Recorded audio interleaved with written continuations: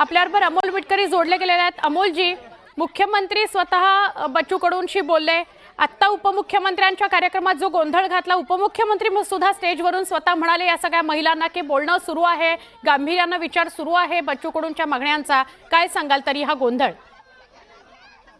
नाही, एक लक्षात घ्या, आज मला वाटते 6वा ते 7वा उपोषणाचा दिवस बच्चू कडूंच्या विविध मागण्या ज्या आहेत शेतकऱ्यांच्या संदर्भात त्या संदर्भात आहे। मी स्वतः आता त्यांना भेटायला घरून निघालोय। मी दुपारी 1 वाजेपर्यंत तिथे पोहोचेल। उद्या सामंत साहेब पण तिथे पोहोचतायत आणि परवा अकोल्याला दादा असताना आम्ही हा विषय दादांकडे केला।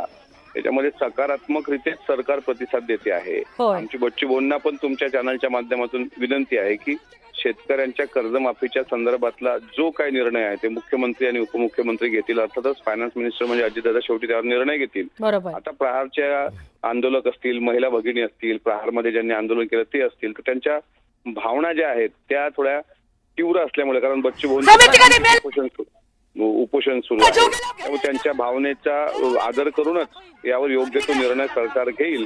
आणि मी स्वतः आता बच्चू कडूंना थोड्या वेळात भेटायला अमरावतीला जातोय। होय, बच्चू भाऊ म्हणजे आताच ते काही क्षणापूर्वी आमच्याशी बोलले। ते म्हणाले आमच्या कार्यकर्त्यांपर्यंत मेसेज पोहोचला नाहीये, मी अजून त्यांच्याशी बोललो नाहीये, मी बोलतो कार्यकर्त्यांशी असं ते म्हणाले। पण ते असं म्हणतायत की कर्जमाफी संदर्भात आम्हाला निश्चित डेट हवी, म्हणून आम्ही अजूनही कुठला निर्णय नाही घेऊ शकलो अन्नत्याग सोडण्याचा। अर्थातच हा निर्णय सर्व कॅबिनेटचा असतो, हे बच्चू कडूंना चांगल्या पद्धतीने माहिती आहे। ते राज्यमंत्री राहिलेले आहेत। सरकारकडून जे काही शिष्टमंडळ तिथे येते त्यामध्ये सरकारची बाजू सुद्धा ते ऐकून घेऊन त्यावर ते निर्णय घेऊ शकतात। फक्त आमची विनंती अशी आहे की त्यांना त्रास होऊ नये, त्यांना त्यांच्या जीवाच्या परवा रक्ताच्या उलट्या वगैरे त्यांना झाल्या होत्या, तशी काही अडचण निर्माण होऊ नये त्याकरता त्यांनी उपोषण मागे घ्यावं। पण सरकार म्हणून सरकार शेतकऱ्यांच्या बाजूने आहे, एवढं मात्र मी तुम्हाला या निमित्तानं सांगतो। काय मध्यम मार्ग काढता येईल ते सरकार काढण्याकरता कटिबद्ध आहे।